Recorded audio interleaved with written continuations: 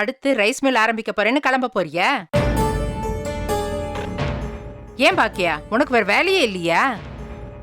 சொல்ல விடுறியா அவள? ஏமா இப்ப என்ன அந்த மிஷினை வாங்கிட்டு ஆரம்பிச்சிடலாமா? ஆமா மாமா, நான் போறப்ப கூட இவ்வளவு நம்பிக்கையா போகல. அங்க போன பிறகுதான் தெரியுது ஆன்லைன்ல கொடுத்தா நிறைய விக்கலாம் போல. அவங்க ஆர்டர் கொடுப்பாங்க, இவங்க நம்ம கிட்ட இருந்து எடுத்து விப்பாங்களாம். நம்ம செஞ்சு செஞ்சு வச்சா மட்டும் போதும். நாம கஸ்டமரை தேடி எங்கேயும் போக வேண்டாம். இதுல நிறைய லாபம் வர மாதிரி தான் இருக்கு மாமா. அப்படியா? லாபம் இருக்குமா? ஆனா மிஷின் வேணுமே, அது இல்லல்ல. அப்புறம் இந்த லைசன்ஸ் வேற எடுக்கணும். சும்மா அப்படிலாம் ஃபுட்லாம் பண்ணிட முடியாதுமா. அது தெரியும் செழியா, லைசன்ஸ் எடுக்கிறது என்னோட வேலை. நான் ஆல்ரெடி அதெல்லாம் ஸ்டார்ட் பண்ணியாச்சு. இப்ப மிஷின் மட்டும் வாங்கிட்டா ஆன்லைன்ல நம்ம கனெக்ட் ஆயிடலாம். மிஷின் எவ்வளவு? அதான் நீ போன தடவை வித்த லாபம் இருக்கே 800 ரூபாய், அந்த லாபத்தை வச்சு வாங்க போறியா?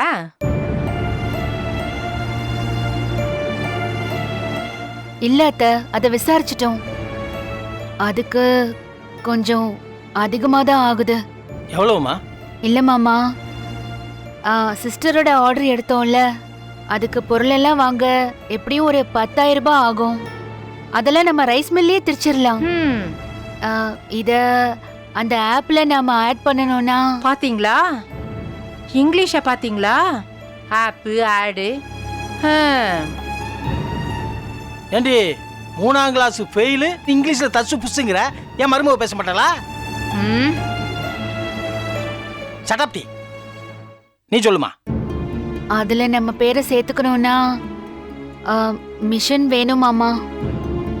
அதுக்கு ஒரு 50,000 ரூபாய் ஆகும். மொத்தம் 60,000 ரூபாய் வேணும் மாமா.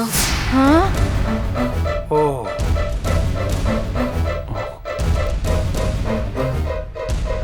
60,000 வேணுமா? 60,000-ஆ? உனக்கு என்ன பைத்தியம் முடிச்சிச்சா பாக்கியா? அதெல்லாம் ஒண்ணு வேண்டாம். வீட்டுல சோத்த தின்னுட்டு வேலை செஞ்சுட்டு பேசாம இரு. ஏமா பாக்கியா, 60,000 ரூபாய் இருந்தா நல்லபடியா ஆரம்பிக்க முடியும்னு நினைக்கிறியா? கண்டிப்பா மாமா, கண்டிப்பா நல்லபடியா ஆரம்பிக்க முடியும். எனக்கே இப்படி வெளியில போய் ஒவ்வொரு விஷயமா பார்க்கும்போதுதான் பெரிய நம்பிக்கையே வருது. அதான் மாமா. நல்லதுமா. அப்படின்னா என் பென்ஷன் பண்ணலாம் பேங்க்ல தானே கிடக்கு, சும்மா தான் கிடக்கு. நான் வேணா அதை எடுத்துறேன். நீ உன் பிசினஸ் நல்லபடியா ஸ்டார்ட் பண்ணு. உன் மனசுக்கு எல்லாம் நல்லபடியா நடக்கும்மா. சந்தோஷமா ஆரம்பி. ஏங்க என்ன நினைச்சிட்டு இருக்கீங்க? இவ வெட்டி வேலை செய்வா, அதுக்கு உங்க பென்ஷன் பணத்தை தூக்கி கொடுப்பீங்களா? நாளைக்கே உங்களுக்கு உடம்பு சரியில்லாம போகும். இல்ல எனக்கே ஏதாவது ஒன்னாச்சுன்னா அந்த பணம் தானங்க இருக்கு.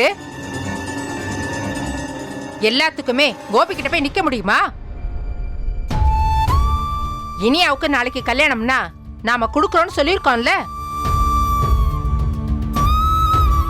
இவ இஷ்டத்துக்கு வெட்டி செலவு பண்றதுக்கு நீங்க பணத்தை தூக்கி கொடுப்பீங்களா?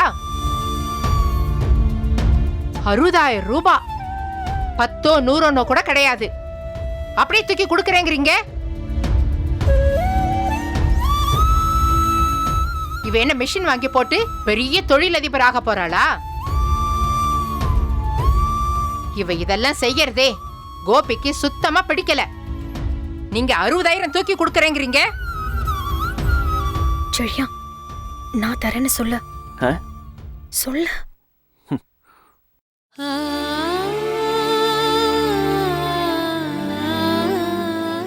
சும்மா பேச்சுக்கு கூட இப்படி எல்லாம் சொல்லாதீங்க சொல்லிட்டேன். மாமா, நான் உங்ககிட்ட ஒன்னும் கேட்கலையே மாமா. இவ்ளோ இருந்தா பண்ண முடியும் தான் சொன்னேன், அவ்வளவுதான். நான் வேற ஏதாவது பாத்துக்கிறேன் மாமா. ஏமா, நீ எங்கம்மா போய் பாப்ப? நீயே பாவம் எங்கெல்லாமோ முட்டி மோதி பார்க்கலாம் தான் நினைக்கிற. இது தெரிஞ்சுக்கிட்டு நான் உனக்கு உதவி பண்ணாம இருக்கலாமா? ஒரு உதவியும் செய்ய வேண்டாம், பேசாம இருங்க. கையில போட்டிருந்த வளையல் உடைஞ்சு போச்சுன்னு சொல்லி 4 நாள் ஆச்சு. அத பத்த வைக்க முடியல. மருமகளுக்கு தூக்கி 60,000 சும்மா கொடுப்பீங்களா? சாமி ஆடிடுவேன் சாமி. ஐயோ அத்தை, இல்ல அத்தை, எனக்கு இந்த பணம் எல்லாம் வேண்டாம். நான் இப்படி பணம் இருந்தா என்னால பண்ண முடியும்னு சொன்னேன், அவ்வளவுதான். மாமா கிட்ட ஒன்னும் கேட்கலையா அத்தை? இப்படி எல்லாம் மெல்ல பேசினா அவர் தூக்கி தருவார்னு தானே உன்னோட ஐடியா? உன்னை பத்தி எனக்கு தெரியாதா? ஏண்டி அவ என்கிட்ட அப்படி பேசி எவ்வளவு பணம் வாங்கிட்டா? பேசுற பெருசா? இல்ல மாமா, எனக்கு வேண்டாம். நான் பாத்துக்கிறேன். நான் உங்ககிட்ட சொன்னேன், அவ்வளவுதான். நீங்க எனக்கு சப்போர்ட் மட்டும் பண்ணுங்க மாமா, அதுவே போதும். ஆமா, சப்போர்ட் மட்டும் பண்ணுங்க. ஒரு பைசா கூட அவளுக்கு கொடுக்க கூடாது சொல்லிட்டேன். இவ ஒருத்தி.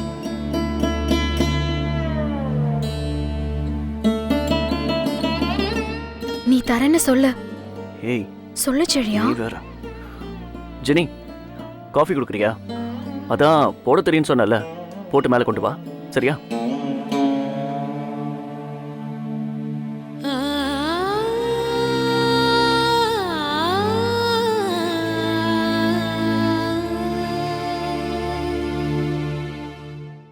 ஜெனி, காஃபி நான் போட்டு தரேன், நீ கொண்டு போய் கொடு.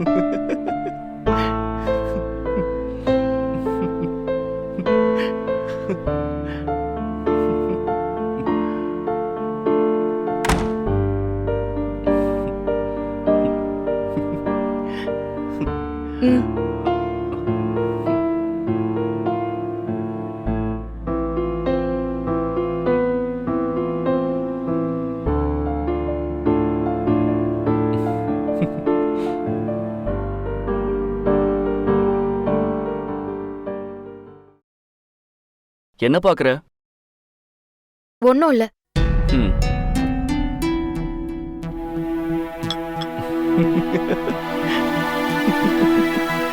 எதுக்கு சிரிக்கிற? சும்மா வடிவேல் காமெடி.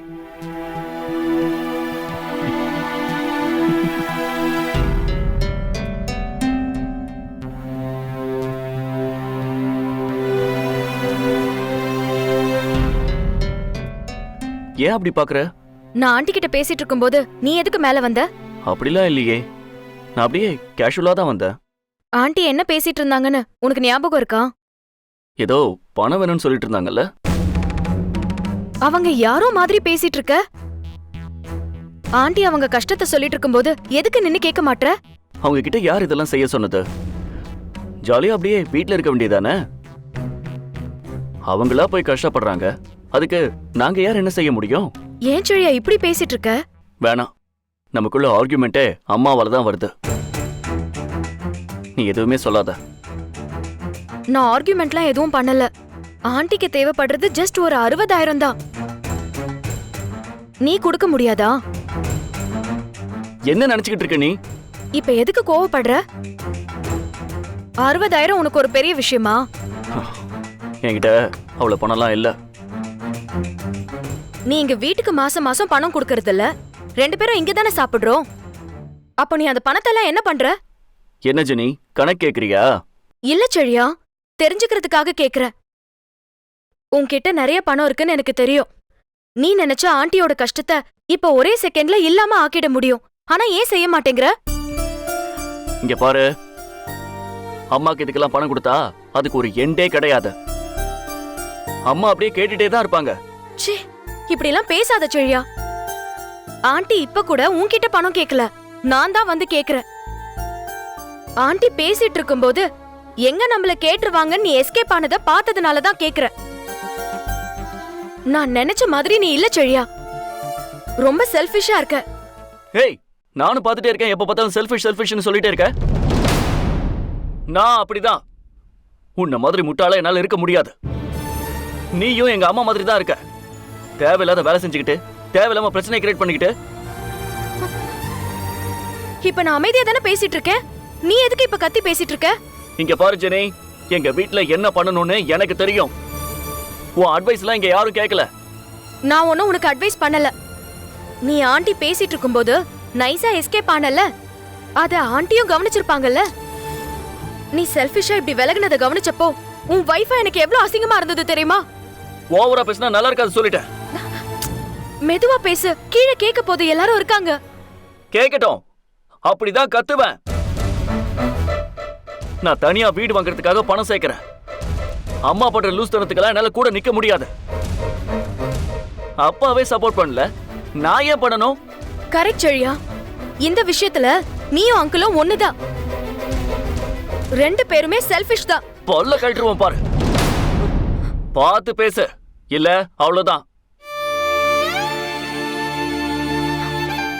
உனக்கு என்ன பெரிய இவன் நினைப்பா? இப்பதான் புரியுது அப்பா என் அம்மாவை பார்த்தாலே எரிச்சல் ஆகுறாருன்னு. நீயும் அந்த கேட்டகரி தான். வந்து இவ்வளவு நாள்ல நம்ம விஷயம் ஏதாவது பேசிருக்கியா நீ?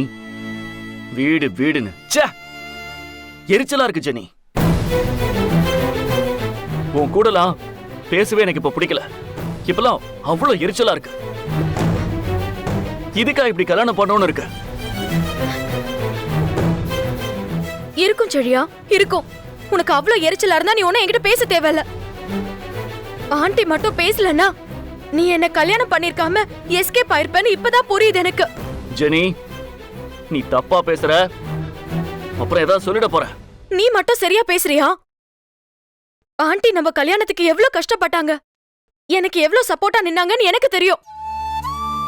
அந்த சப்போர்ட்டை தான் ஆண்டிக்கு தேவைப்படுறப்ப நான் தருவேன். அது உனக்கு போரிங்கா இருந்தா நீ என் கூட ஒன்னும் பேச தேவையில்ல.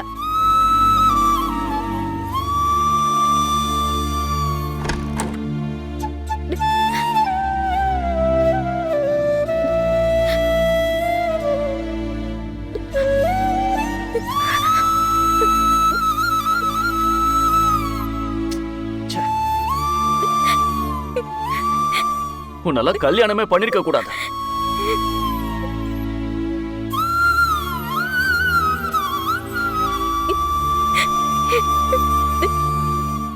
நீயும் எங்க அம்மா மாதிரி தான், ஒண்ணுத்துக்கும் லாய்க்கு இல்ல.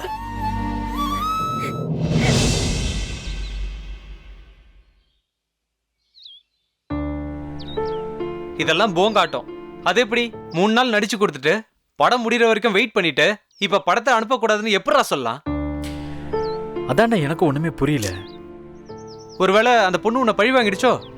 பழி வாங்குற அளவுக்கு நான் என்னடா பண்ணேன்? அந்த பொண்ணை தேடி தேடி போய் தொந்தரவு பண்ணி நடிக்க சொன்னல, அதனால பழி வாங்கிடுச்சோ? வேண்டான்னா வேண்டான்னு சொல்லியிருப்பாங்கல்ல. சொன்னப்ப நீ எங்கடா விட்ட? நடிச்சு கொடுத்து காலி பண்ணிடலாம் நினைச்சிட்டாங்களோ? இல்லடா, அமிர்தா பாவம்.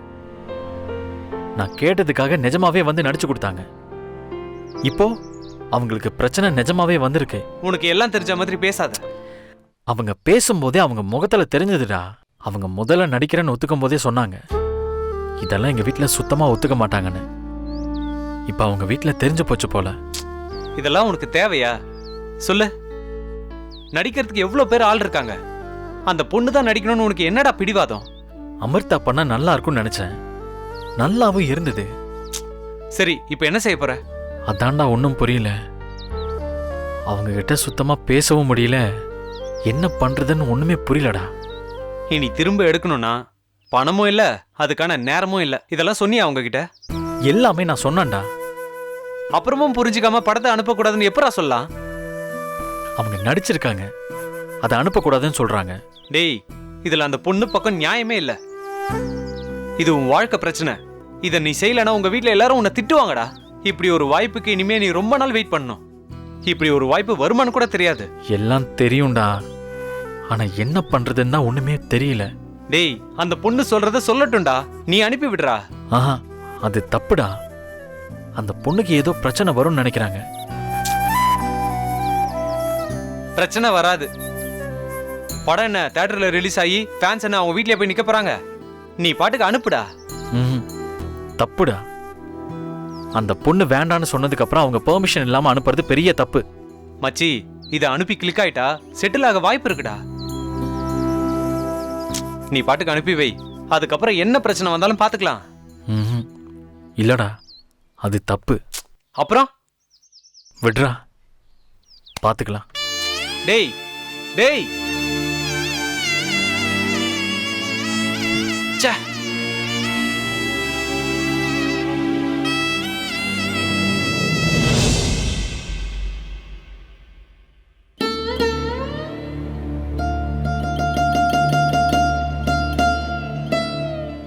நான் இப்ப என்ன தப்பா பேசினேன்?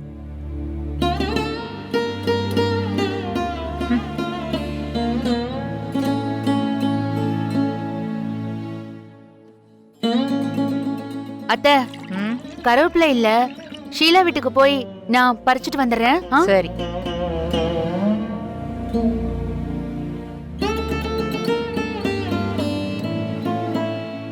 என் மேல தப்பு இல்ல. என்ன ஜெனி, ம்? இங்க உட்கார்ந்துட்டு இருக்க, என்ன ஆச்சுமா? ஒன்னும் இல்ல ஆண்டி. என்ன ஆச்சுன்னு சொல்லுமா. ரொம்ப நேரமா இங்கேயே உட்காந்து தனக்கு தானே பேசிட்டு இருக்கா. என்னாச்சுன்னு கேளு. பாட்டி ஒன்னும் இல்ல. ஆண்டி ஒன்னும் இல்ல. உன் முகமே சரியில்லையே, என்ன ஆச்சு சொல்லுமா. ஆண்டி ஒன்னும் இல்ல, விடுங்க. இல்ல, ஏதோ இருக்கு, என்னன்னு சொல்லு.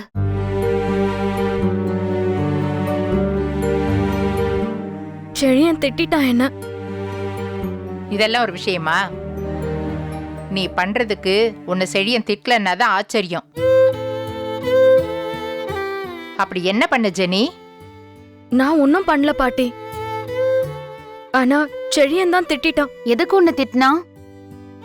சும்மா ஏதாவது சொல்லிருப்பான், அதுக்கு இவ்ளோ வருத்தப்படுவியா? ஒன்னும் இல்ல ஆண்டி, விடுங்க. ஏன் புருஷன் திட்டினா அதுக்கு இப்படிதான் உக்காந்துருப்பியா? அதெல்லாம் திட்டுறது தானே, விட்டுட்டு போய் வேலையை பாப்பியா? நான் திட்டும் போதெல்லாம் உன் தாத்தா சும்மா தானே இருக்காரு. நாம திட்டும் போது சந்தோஷமா தான் இருக்கோம் அத்தை. ஆனா திட்டு வாங்கும் போது அப்படிலாம் இருக்காது அத்தை. ம், ஜெனி, என்னாச்சு ஜெனி? எதுக்குமா சண்டை போட்டீங்களா? சும்மா எதுக்கு அவன் உன்னை திட்டினா? பணம் உங்களுக்கு தேவைப்படும்னு நம்ம கீழே பேசிட்டு இருந்தோம்ல. செழியன் உங்களுக்கு பணம் தரேன்னு சொல்லுவான்னு நினைச்சேன். ஆனா சொல்லவே இல்ல. எனக்கு அதான் ஆண்டி ஒரு மாதிரி இருந்துச்சு. போய் நான் மேல கேட்டேன். அதுக்கு அவன் கோச்சுக்கிட்டான். நீ தேவையில்லாம எல்லா விஷயத்திலயும் தலையிடுறேன்னு கோச்சுக்கிட்டான் ஆண்டி. உன்னை யாரு இதெல்லாம் போய் கேட்க சொன்னது? நான் உன்கிட்ட பணம் கேட்டனா இல்ல செழியன் கிட்ட தான் பணம் கேட்டனா? ஏன் ஜெனி நீ போய் அவன்கிட்ட பணம் கேட்ட? இல்ல, பாவமா இருந்தது ஆண்டி உங்களை பார்த்தா. நீங்க நான் எதுவுமே உங்களுக்கு பண்ணக்கூடாதுன்னு சொல்லிட்டீங்க. செழியன் பண்ணலாம்ல.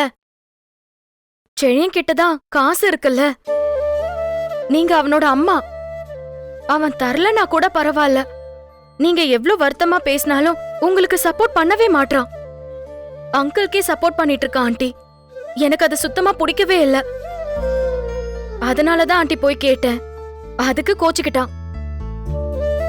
ம், சரியா போச்சு. அவன் என்ன பண்ணணும்னு அவனுக்கு தெரியாதா? நீ எதுக்கு தேவையில்லாம இதெல்லாம் போய் சொல்ற? அப்புறம் அவனுக்கு கோவம் வராதா? ஏன் ஜெனி அவன்கிட்ட போய் இதெல்லாம் பேசின? நான் எப்பவுமே அவன்கிட்ட பணத்தெல்லாம் எதிர்பார்த்ததே இல்லம்மா. இந்த வீட்ல யாரு எப்படின்னு எனக்கு தெரியாதா? பணம்லாம் பிரச்சனை இல்ல ஆண்டி.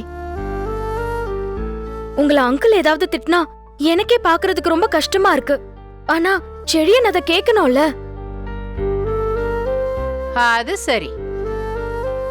கோபி வந்து பாக்கியாவை எதுவும் சொல்லக்கூடாதா? அத செழியன் கேட்கணுமா? என்ன அப்பாவுக்கும் பையனுக்கும் இடையில நீ சண்டையை உருவாக்குறியா? ஐயோ பாட்டி, அப்படிலாம் எதுவுமே இல்ல. அத்த, அவ அப்படியெல்லாம் நினைச்சு பேசிருக்க மாட்டா அத்த. வேற என்ன? செழியன் வந்து கோபி கிட்ட கேட்டான்னா அப்புறம் கோபி செழியன் கிட்ட கோச்சுப்பான்ல. அப்புறம் ரெண்டு பேரும் மாத்தி மாத்தி சண்டை போடணுமா? இப்ப எழிலும் கோபியும் சண்டை போடுற மாதிரி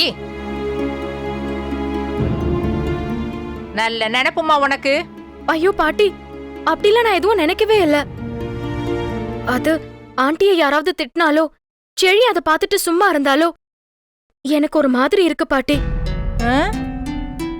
நான் ஏதோ சாதாரணமா தான் போய் கேட்டேன். ஆனா அவன் ரொம்ப திட்டிட்டான் என்ன. ம். எனக்கு ஒரு மாதிரி இருந்துச்சு பாட்டி. அவ்வளவுதான், வேற ஒண்ணும் இல்ல, விடுங்க. பாரு, நீ பண்ண முட்டாள்தனத்தினால அவங்க 2 பேரும் சண்டை போட்டுக்கறாங்க பாரு. நான் என்ன பண்ண அத்தை? செழியன் பணம் தர மாட்டேங்கிறான், கோபி திட்டுறான்னு நீ தான் ஜெனி கிட்ட சொல்லியிருப்ப.